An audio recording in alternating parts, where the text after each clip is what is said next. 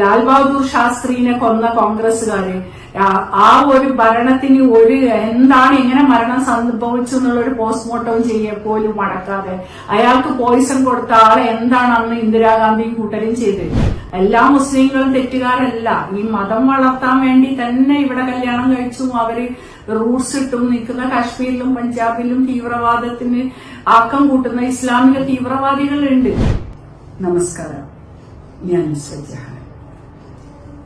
Pahalgam attack കഴിഞ്ഞിട്ട് 10-11 ദിവസമായി. In പൊളിറ്റിക്സിൽ 1 week എന്ന് പറയുന്നത് തന്നെ മാക്സിമം ആണെന്നാ. അപ്പൊ നമ്മളെ എന്താണ് ഇന്ത്യ തിരിച്ചടിക്കാത്ത, ഇതുപോലെയുള്ള ഒരുപാട് ക്വസ്റ്റ്യൻസ് ഉണ്ട്. കാരണം ഇന്ത്യ ലോകരാഷ്ട്രങ്ങളിൽ വളർന്നുകൊണ്ടിരിക്കുന്ന ഒരു രാഷ്ട്രം.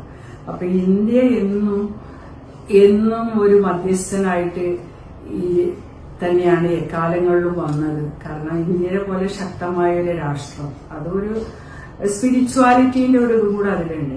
ഇന്ന് നരേന്ദ്രമോദി ഏറ്റവും നല്ല മീഡിയേറ്ററിന് ട്രംപ് വരെ പറഞ്ഞ ഒരു ഭരണാധികാരിയുള്ള ഒരു രാഷ്ട്രമാണ് ഇന്ത്യ. അപ്പോൾ 1 വീക്ക് മോർ എന്ന് പറയുന്ന തിരിച്ചടിക്കലും എന്തിനും പൊളിറ്റിക്സിനുള്ള. അപ്പോൾ 1 വീക്ക് കഴിഞ്ഞാൽ ഏറ്റവും നല്ലൊരു തിരിച്ചടിക്കൽ തന്നെ ഇന്ത്യയിൽ നിന്ന് ഉണ്ടാവും. കാരണം ഇപ്പോ ഇന്നലെ കഴിഞ്ഞ ദിവസം എങ്ങനെ തല പോയ മോദിജിയുടെ ഫോട്ടോ വെച്ചിട്ട് കോൺഗ്രസ്സുകാർ ട്വീറ്റ് ചെയ്തു.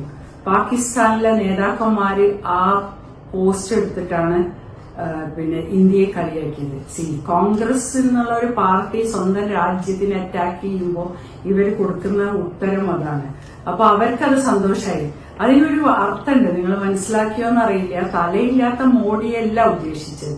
തലയില്ലാത്ത ഇന്ത്യന്റെ ഭൂപടം നോക്കൂ, കാശ്മീരിനെ കൊടുത്തുകൊണ്ടുള്ളതാണ് ഇവർ കോൺഗ്രസ്സുകാർ ഉദ്ദേശിച്ചത്. ഈ കോൺഗ്രസ്സുകാർ തന്നെയാണ് ഈ കാശ്മീരിനെ ഇന്ത്യക്ക് കൊടുക്കാനുള്ള എല്ലാ ഒത്താശയും ചെയ്തു.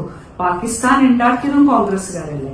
1947 ഇന്ത്യക്ക് സ്വാതന്ത്ര്യം കിട്ടിയിട്ട് 10 ദിവസം കൂടി കഴിയാതെ ജാതിക്ക് വേണ്ടി, ജാതി ചോദിക്കരുത് പറയരുതെന്ന് പറയുന്ന ഈ ആൾക്കാര് ഈ രാജ്യത്ത് നിന്ന് ജാതിക്ക് വേണ്ടി പിന്നെ രാജ്യം ചോദിച്ചാൽ അതിനൊരു മീഡിയേഷൻ പോലും വരാതെ why they separated India and Pakistan.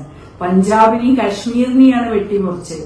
ഇന്നും അതിർത്തി അടച്ചപ്പോൾ അവരെ ആൾക്കാർ കാത്തിക്കുന്നത് എങ്ങനെ കല്യാണം 83,000-ഓളം കല്യാണം കഴിച്ചവരെന്നെ ഇന്ത്യയിൽ പാകിസ്ഥാനിലുണ്ട്, പഞ്ചാബിലായിട്ടും കാശ്മീരിലായിട്ടും. അപ്പൊ ഇതെല്ലാം ഇത്രയും വേദനിച്ച ഇന്നലെയും ആ പിന്നെ വേർപാടിന്റെ, ഒരു രാജ്യം വെട്ടിപ്പിടിച്ചതിന്റെ വേർപാടിന്റെ വേദന ഇന്നലെയും നമ്മൾ അതിർത്തിയിൽ കണ്ടു. ഇവിടുന്ന് ജനങ്ങളെ പിന്നെ NRC കൊണ്ടുവന്ന സിറ്റിസൺ അല്ലാത്തവരും മറ്റു രാജ്യങ്ങളിലേക്ക് പോവാൻ, പാകിസ്ഥാൻ നാഷണാലിറ്റിനോട് തിരിച്ചു പോവാൻ പറഞ്ഞപ്പോ അവര് അതിർത്തിയിൽ ചെന്ന് ഇന്നലെ ഒരു ദിവസം മുഴുവനും അവിടെ കാത്തിരുന്നു. പലരും മക്കളും ഭാര്യമാരും എത്രയോ കല്യാണ ബന്ധങ്ങൾ എന്നിട്ടും അവിടെ നടത്തുന്ന ഈ ആൾക്കാരെ തന്നെയാണ് മതം എന്ന് വിളിക്കുന്നത്. എല്ലാ മുസ്ലിങ്ങളും തെറ്റുകാരല്ല. ഈ മതം വളർത്താൻ വേണ്ടി തന്നെ ഇവിടെ കല്യാണം കഴിച്ചു അവര് റൂട്ട്സ് ഇട്ടും നിൽക്കുന്ന കാശ്മീരിലും പഞ്ചാബിലും തീവ്രവാദത്തിന് ആക്കം കൂട്ടുന്ന ഇസ്ലാമിക തീവ്രവാദികളുണ്ട്. അത് നമ്മൾ സമ്മതിച്ചേ പറ്റുള്ളൂ. അതിന് നമ്മളെ ചീത്ത വിളിച്ചോണ്ടൊന്നും കാര്യമില്ല. ഈ ഇസ്ലാമിക് തീവ്രവാദികൾ ഏറ്റവും അധികമുള്ള നമ്മളെ കേരളത്തിൽ നിന്ന് നമ്മൾ പറഞ്ഞേനെ. കാശ്മീർ എങ്ങനെ ഉണ്ടായി, POK എങ്ങനെ ഉണ്ടായി, പാക് ഒക്യുപ്പൈഡ് കാശ്മീർ എന്തിനു കൊടുത്തു, ഷിംല കരാർ അവര് റദ്ദ് ചെയ്തു. ഷിംല കരാർ കൊണ്ട് നമുക്ക് എന്ത് ഗുണം ഉണ്ടായിരുന്നേ? ഐക്യരാഷ്ട്രസഭയാണ് ഷിംല കരാർ ഒപ്പുവെച്ചെന്ന് പറഞ്ഞ് എന്നെ പഠിപ്പിക്കാൻ വരുന്നുണ്ടായിരുന്നു. ഐക്യരാഷ്ട്രസഭ ഒരു സമാധാനത്തിന് വേണ്ടിയാണ് ഏത് രാജ്യങ്ങളുടെ കാര്യത്തിലും. യുണൈറ്റഡ് നേഷൻസ് സെക്യൂരിറ്റി കൌൺസിൽ ഇടപെടുക സമാധാനം കിട്ടാനാ. അവര് വേണ്ടാന്ന് പറഞ്ഞാലും വേണ്ടാന്ന് കേൾക്കാൻ പോലും സമയം കൽപ്പിക്കാത്ത ആൾക്കാരാണ് പാകിസ്ഥാൻ. നമ്മൾ ഷിംല കരാർ 1971 സൈൻ ചെയ്ത വെടിനിർത്തൽ പിന്നെ ഇല്ലാതിരിക്കാനായി എത്ര തവണ അവരെ ആക്രമിച്ചു. 1971 ശേഷം ഇന്ത്യ അങ്ങോട്ട് പോയി ആക്രമിച്ചോ? ഇല്ല. എന്നും അവരാക്രമിച്ചുകൊണ്ടിരിക്കുക. അപ്പൊ ഈ ഒരു വെടിനിർത്തൽ കരാറിന് ഒപ്പുവെക്കുമ്പോ 13,000 കിലോമീറ്റർ ഭൂമി അവർക്ക് വിട്ടുകൊടുത്തോണ്ടാണ് ഇന്ത്യ അന്ന് സൈൻ ചെയ്ത്. എന്നും ഇന്ത്യ അത് അങ്ങനെ ചെയ്തുകൊണ്ടിരിക്കുന്നതുകൊണ്ടാണ് ഇന്ത്യന്റെ തലയിൽ കയറി നിരങ്ങണോ, ഇന്ത്യന്റെ തല എടുത്തിട്ട് അവര് പോവാൻ ശ്രമിക്കുന്നത്.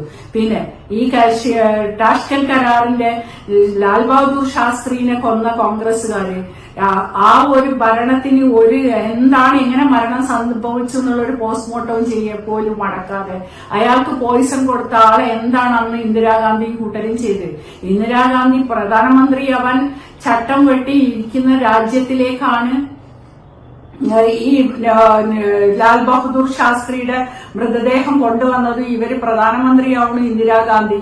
ഈ ലാൽ ബഹദൂർ ശാസ്ത്രിക്ക് പോയിസൺ കൊടുത്ത മുഹമ്മദ് ജാൻ എന്ന ആളെ പാകിസ്ഥാൻകാരനെ ആണ് കുക്ക് അന്ന് ലാൽ ബഹദൂർ ശാസ്ത്രിനെ.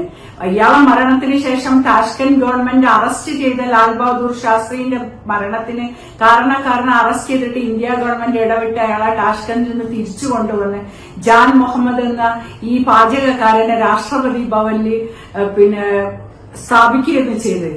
അങ്ങനെ അതും കഴിഞ്ഞ് ഇന്ദിരാഗാന്ധിന്റെ കുറച്ച് സമയം അവിടെ ജോലി കൊടുത്തു. പിന്നെ അയാളെ തിരിച്ച് ജനങ്ങളെ സംസാരിക്കാൻ ഇതിനെ പറ്റിയും പ്രശ്നങ്ങൾ ഉണ്ടാവുമെന്ന് തോന്നിയപ്പോ അയാളെ തിരിച്ച് പാകിസ്ഥാനിലേക്ക് അയച്ച് അയാൾ മരിക്കണവരെ ഇന്ത്യ ഗവൺമെന്റ് കോൺഗ്രസ് എന്ന പാർട്ടി ജാൻ മുഹമ്മദിന് ജീവിക്കാനുള്ള തുക ഇന്ത്യന്റെ ഗവൺമെന്റിന്റെ പൈസ ലാൽ ബഹദൂർ ശാസ്ത്രിയുടെ മരണത്തിന്റെ എന്താ പറയാ ചോരപ്പണം ബ്ലഡ് മണി ആ ജാൻ മുഹമ്മദിന് അയച്ചു കൊടുത്ത ഇന്ദിരാഗാന്ധിയും കോൺഗ്രസുമുള്ളതാണ് ഉണ്ടാക്കിയതാണ് ഈ കാശ്മീരിന് പാകിസ്ഥാനിൽ കൊടുക്കലും മതരാഷ്ട്രം ഉണ്ടാക്കലും ഒക്കെ ഇവരാ. അല്ലാതെ മോദിയും ഗവൺമെന്റോ സംഘികളോ ഒന്നും ഇവിടെ മതരാഷ്ട്രം ഉണ്ടാക്കിയിട്ടില്ല. മതരാഷ്ട്രം ഉണ്ടാക്കരുതെന്ന് തന്നെയാണ് സംഘികൾ പറയുന്നത്. അപ്പൊ എക്കാലത്ത് സത്യത്തിനൊപ്പം നിൽക്കുന്ന സംഘികളെ കൂടെ തന്നെ നിൽക്കാൻ തന്നെയാണ് ഇന്ത്യൻ മുസ്ലിങ്ങള് നല്ല മുസ്ലിങ്ങൾ എന്നും നിൽക്കുള്ളൂ. ലോക മുസ്ലിങ്ങളും നല്ല മുസ്ലിങ്ങൾ എന്നും നിൽക്കുന്നുള്ളൂ.